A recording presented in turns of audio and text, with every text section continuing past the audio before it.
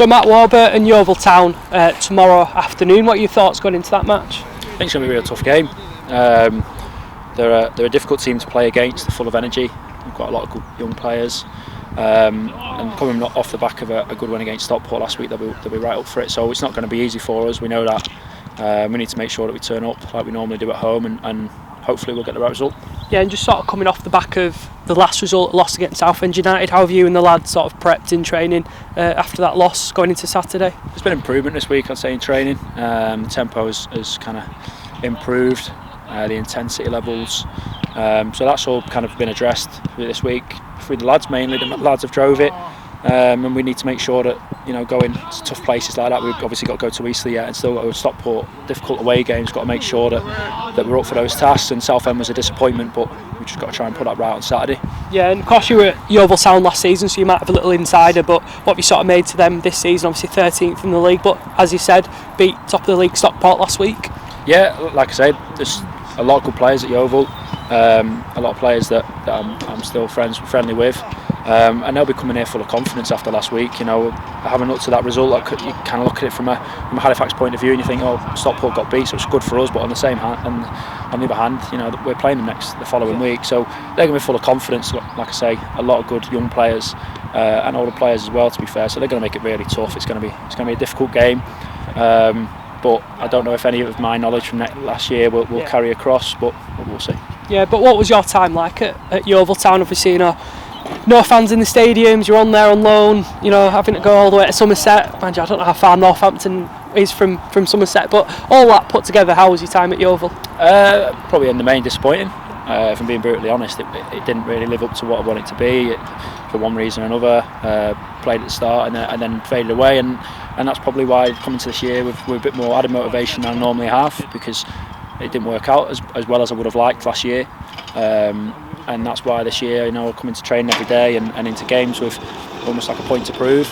It was such a disappointing year. It was probably the most disappointing one that I've had. But in terms of being down there, there's great people down there, great players, good staff.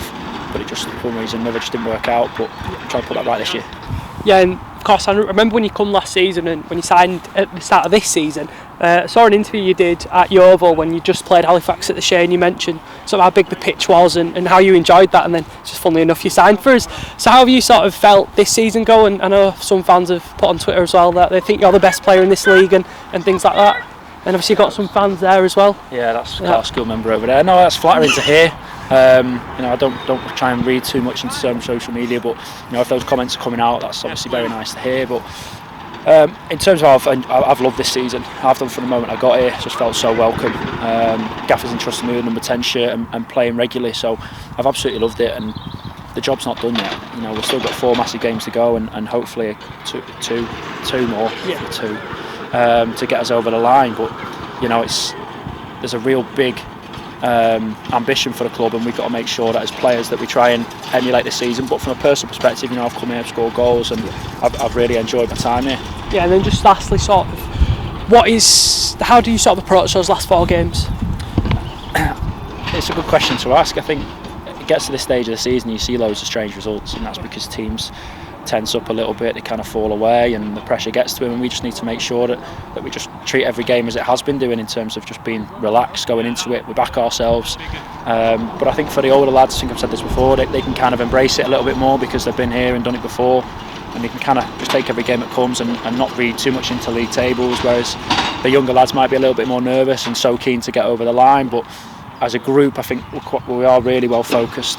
We've got a great management team that's driving that, and we just need to make sure that every game as it comes, some of us have said it last week, that we just need to take every game as it comes. We can't look at, there's 4 games to go, what happens if they beat them or they beat them, or we just have to look after our own. If we look after our own business, we'll be absolutely fine. Yeah, and just lastly, actually, I've just thought of another question, because we've spoken to Zach Durnley, we've spoken to Terrell Warren. I don't know why this is coming to my head, but it just has. And obviously you taught them boys at school. I just remembered we've not spoken to you about this. No, you haven't, no. So you didn't tell us at the start of the season, even when we signed Terrell. Zach wasn't here, but Terrell and Zach were in the same class, funnily enough, and I had them both at the same time, and that was our work, to be fair. But no, it's strange, but also very nice.